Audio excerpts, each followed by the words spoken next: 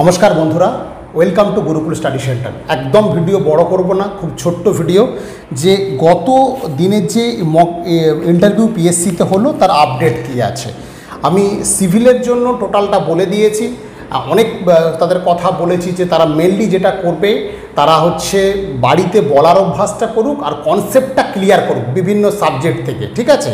তো ইলেকট্রিক্যাল মেকানিক্যালের যেটা বলবো যে ইলেকট্রিক্যালের ছেলেরা তোমরা কিন্তু যেটা আগেও বলেছি wiring, distribution, transformer, three phase, single phase এগুলো কিন্তু খুব ভালো করে জানো। ক্যাপাসিটার, রেজিস্ট্যান্স এগুলো কিন্তু খুব ভালো করে, কারণ এইগুলো থেকে প্রপারলি কোশ্চেন ধরেছে স্টুডেন্টদের।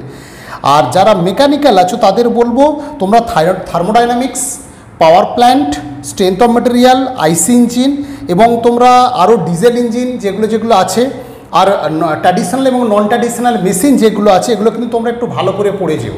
তো এটাই ছিল ওভারঅল আপডেট। তো যে বিষয়গুলো গতদিন ধরেছিল স্টুডেন্টদের আমি সেগুলো বলে দিলাম। তো আমাদের গুরুকুল স্টাডি সেন্টারে যদি কেউ নতুন হয়ে থাকো তোমরা আমাদের চ্যানেল সাবস্ক্রাইব করো। এই সংক্রান্ত আমি অনেক ভিডিও দিয়েছি, প্রত্যেক রেগুলার যে আপডেট হতো স্টুডেন্টরা কী কী ইন্টারভিউ দিয়ে আসছে সেই ধরনের আমি বলে দিয়েছি। আর অনেকে আবার জানতে চাইছিলে যে স্যার বোর্ডে কতজন থাকে। বোর্ডে 4 জন করে থাকছে, 3 জন থাকছে মেল মেম্বার, 1 জন থাকছে ফিমেল মেম্বার। তো 4 জন করে বোর্ডে থাকছে এবং কোশ্চেন যথারীতি পুরোপুরি টেকনিক্যাল কোশ্চেনই কিন্তু করা হচ্ছে। একটা দুটো যাকে তাকে মানে যে যেরকম স্টুডেন্ট 1টা থেকে 2টো কোশ্চেন নন টেকনিক্যাল করা হচ্ছে। আর অবশ্যই কিন্তু প্রত্যেক স্টুডেন্টের ক্ষেত্রে আমি বলবো তারা এতদিন কি করছিলে বা কোথাও অ্যাপ্রেন্টিস করেছো কিনা এই জিনিসগুলো একটু ভালো করে তোমার জেনে নিও, ঠিক আছে। আজকে এই পর্যন্তই আপডেট। সবাই প্রত্যেকে ভালো থেকো। আর মক ইন্টারভিউ আমাদের রবিবার এখানে আবার শুরু হচ্ছে।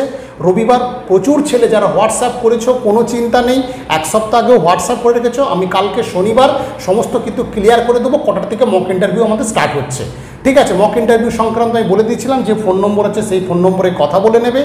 আর রেলের যেই বিষয়ে তোমরা অনেকে জানতে চাইছিলে যে সিটটা কোথায় ফিল আপ করবো, এত ফোন এসছে আমি একবার ওই জন্য ভিডিওর মাধ্যমে বলে দিচ্ছি।